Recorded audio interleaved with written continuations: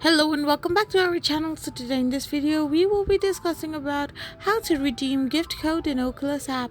So without wasting much of our time, let's get straight into the video.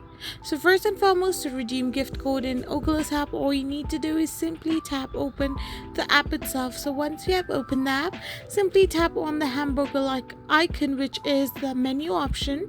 So once you have tapped on the menu option, you will be in this interface where all you need to do is simply tap on the settings option, then simply scroll down below and find the redeem store code option, and once you tap on it, you will be redirected to this page where you need to type in the code of your gift card. So once you have typed in the code, which is 16 or 25 characters, you need to hit the submit button, and once you have submitted it, your gift code on Oculus will now be successfully redeemed.